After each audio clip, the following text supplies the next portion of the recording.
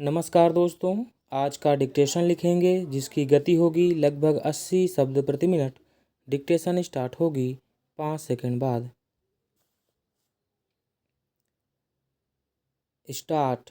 इन दिनों हम सब रास्ते में गिरे सूखे पत्तों को देख रहे होंगे। हमारा मस्तिष्क कहता है कि अब मौसम पतझड़ का है। दिन की धूप दिनों दिन तीखी होती जा रही है। हवाएं तेज चलने लगी हैं। पत्तों की सरसराहट भी कुछ परिवर्तन का आभास देती है। बंद खिड़की के पास सोने से हवा की ध्वनि भी कुछ नएपन का संकेत देने लगी है। इन सब का आशय यही है कि प्रकृति अपना बाना बदलने लगी है।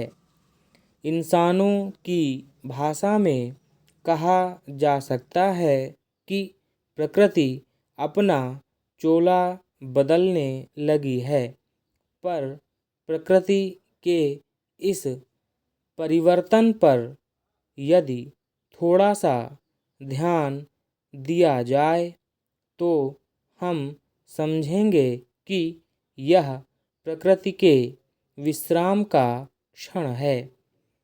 कुछ नया करने के पहले इंसान भी कुछ सोचता है।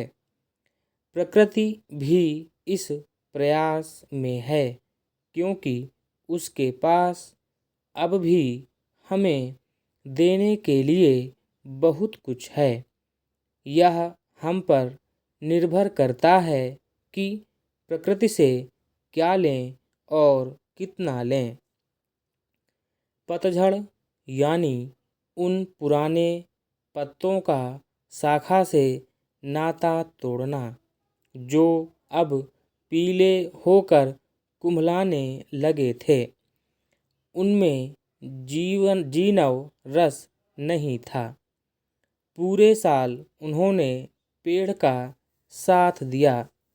अब वे अपनी भूमिका समाप्त कर चल पड़े हैं धरती पुत्र बन खाद बनने को। यहाँ भी उन्होंने उदारता से पल्ला नहीं झाड़ा। वे धरती पर जाकर भी उसे उर्वरा बनाने में लग जाएंगे।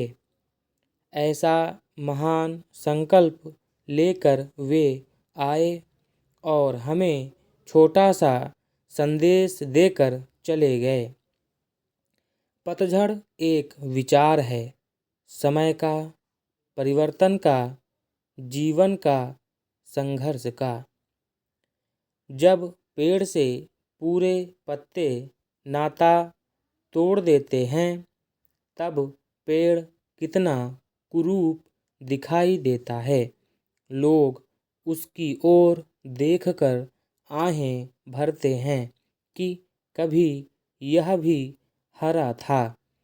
इसके पत्तों की सरसराहट कितनी भली लगती थी। इसकी छाँव में हमने खूब मौज मस्ती की है, पर अब इसमें वह बात कहाँ। पेड़ पर इस तरह के कटाक्ष करने वालों, थोड़ा ठहर जाओ। अभी पेड़ बाहरी विश्राम के क्षणों में है। उसने सीख देने के लिए पत्तों को अपने से दूर किया है। आज पत्ते विहीन हो गया तो आपने जरा भी देर नहीं की। अभी तो आपने इसका बाहरी स्वरूप ही देखा है। कुछ दिन बाद ही इसमें नए पत्तों की कोपलें फूटेंगी। तब देखना, कोमल नरम मुलायम पत्तों की बहार। वे आते रहेंगे पूरी मस्ती के साथ। तुम्हें पता भी नहीं चलेगा कि कब पेड़ पूरी तरह से हरियाली से ढक गया। हमारे जीवन में भी पतझड़ आ रहा है, गिरते विचारों का और लगातार आ रहा है। स्टॉप।